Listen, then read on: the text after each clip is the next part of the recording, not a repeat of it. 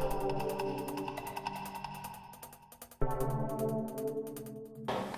afternoon, everyone. I'm Emily Williams, and I'm Director of the North Carolina Human Relations Commission.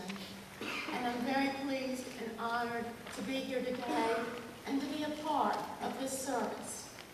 In 1983, President Ronald Reagan declared the Martin Luther King Jr. holiday on the third Monday of every January.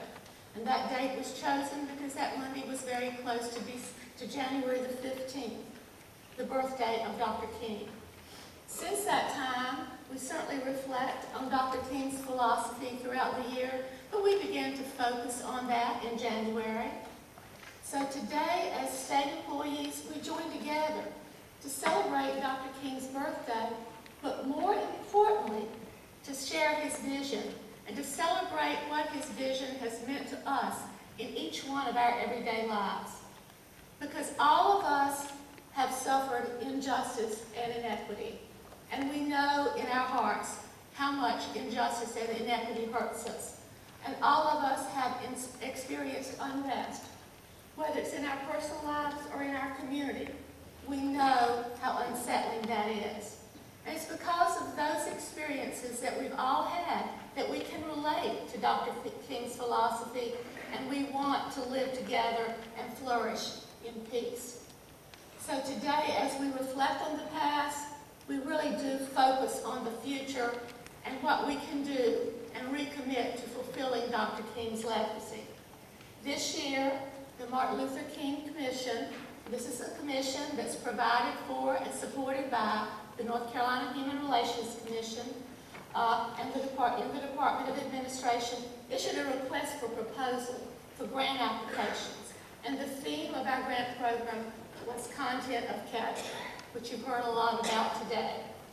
Through this grant program, the Commission wanted to engage organizations, to engage young people, to structure their own lives, and set lifelong goals that would reflect Dr. King's vision and his hope and his message for content of character. We wanted the applicants to provide some activities and some models that would reinforce this message. So we provided a few examples. We said, well, you know, you could provide peer-to-peer education about the importance of nonviolent behavior because it tears us apart. It tears us apart when we think of gang crimes and how they devastate communities in our society. We said another option that you have is to provide some education about how to discourage bullying. I think all of us have either experienced bullying ourselves or we know of our friends and neighbors who've been bullied. And it's very, very unsettling and it's very hurtful. We wanted to, another example, to enhance the lives of children, whether they be children of the homeless, special needs children, those vulnerable populations that need enhancing and need encouraging.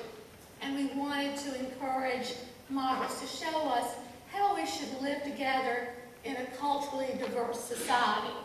So we had a successful program, many, many more activities than these. I'm just citing a few. But we really wanted our children, and we focused it on children under 14, to understand Dr. King's vision, but also to understand it and how it impacted their lives in, if you will, a language that they really understood. So through these grant programs and subsequent funding, what we hope is that we'll establish some models in North Carolina that will be distributed throughout the nation to say, hey, this is what Dr. King envisioned, and this is how we can go about educating our youth and our communities about this. Today, we certainly recognize the importance of his vision, and we know what an impact it's had on our lives. We joined together, this is a good example of it, we joined together to share his vision, and also, most importantly, to ensure that his dream and that content of character message is carried across our cultures and is carried from generation to generation. Thank you.